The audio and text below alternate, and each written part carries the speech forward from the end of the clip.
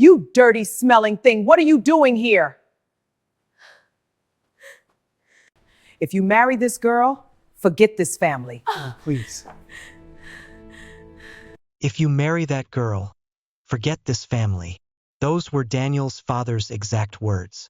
Daniel stood frozen in the middle of their expensive living room. His mother sat with folded arms. His sister avoided his eyes. And all of them were talking about Amara, the woman Daniel claimed to love. She is poor, his mother said. She has no background, his sister added. She will ruin everything we built, his father concluded. Daniel tried to speak, but fear entered his voice. That night he went to Amara's house. He did not sit. He did not touch her.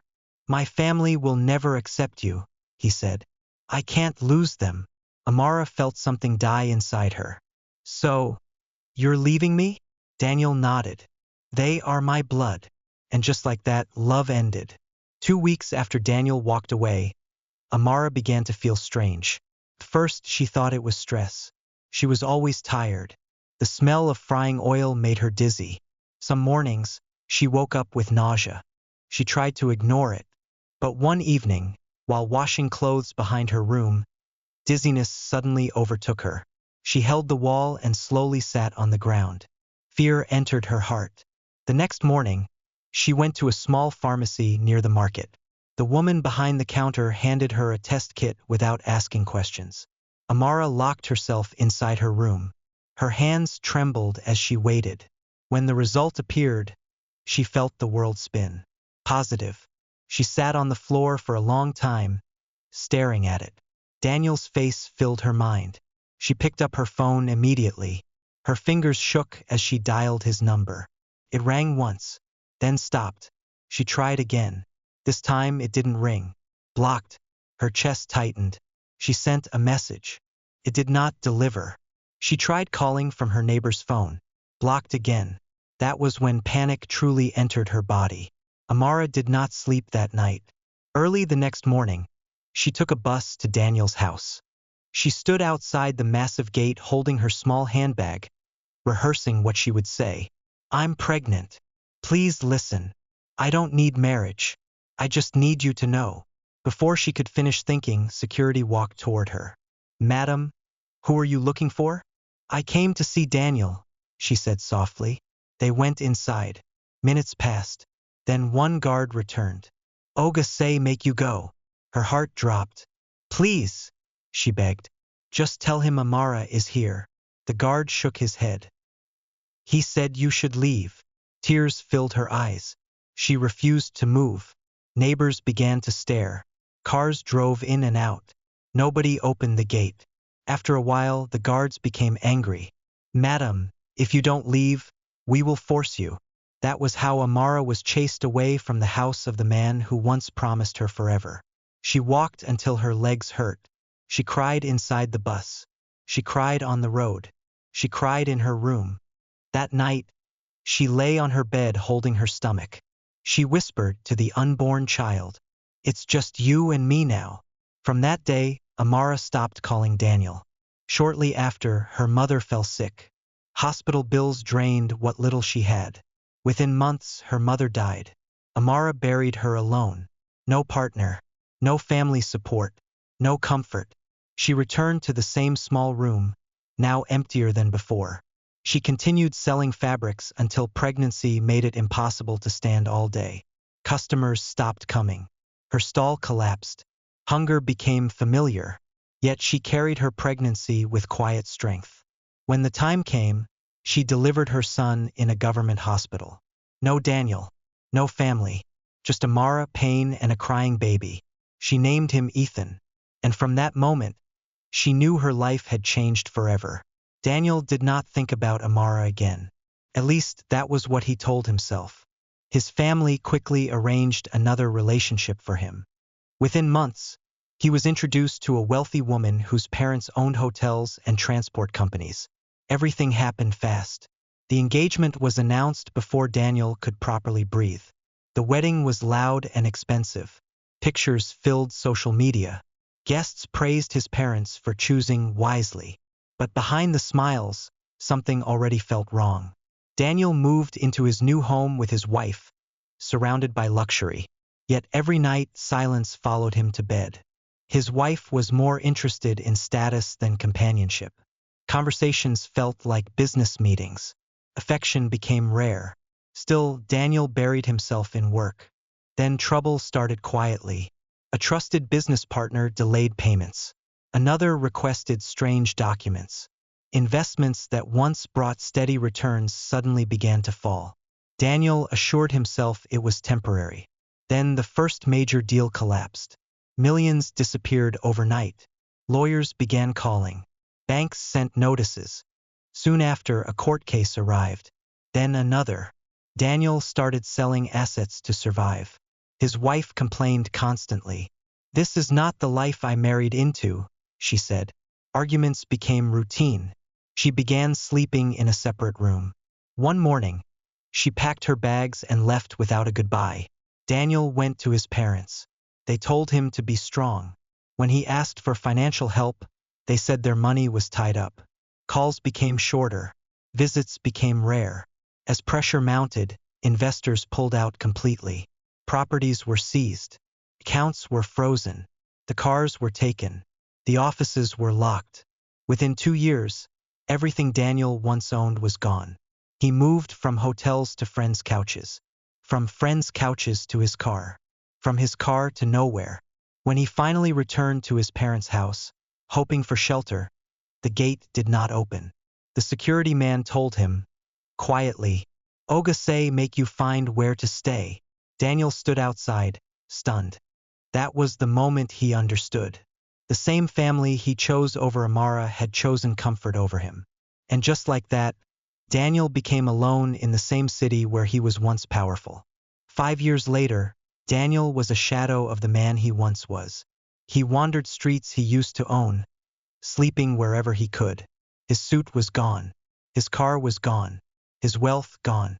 Even his name carried no weight. Meanwhile, Ethan had grown into a bright, confident boy.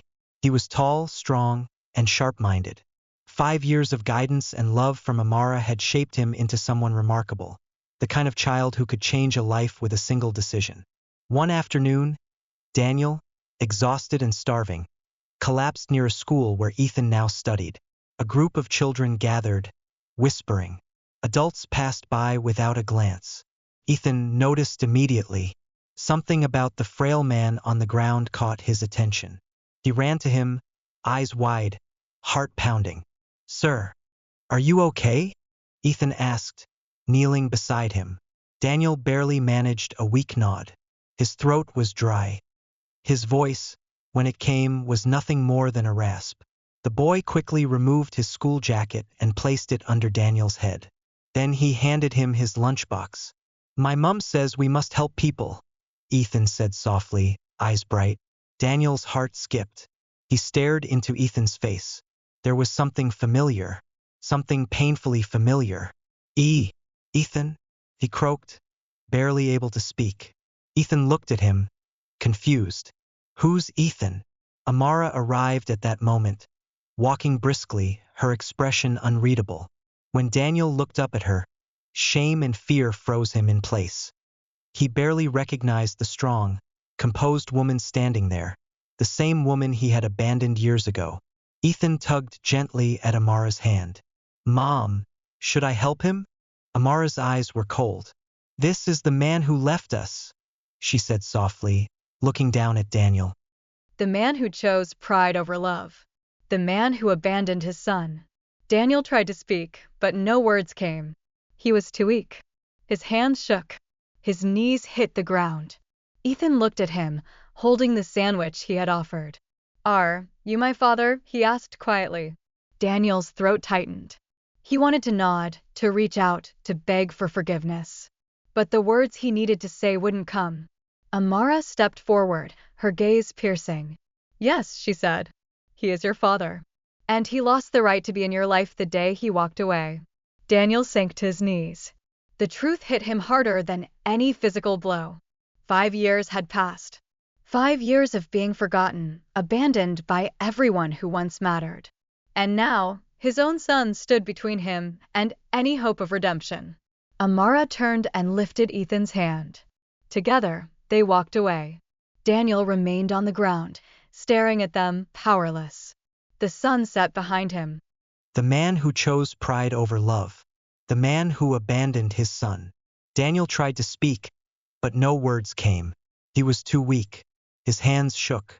His knees hit the ground. Ethan looked at him, holding the sandwich he had offered. "Are you my father?" he asked quietly. Daniel's throat tightened.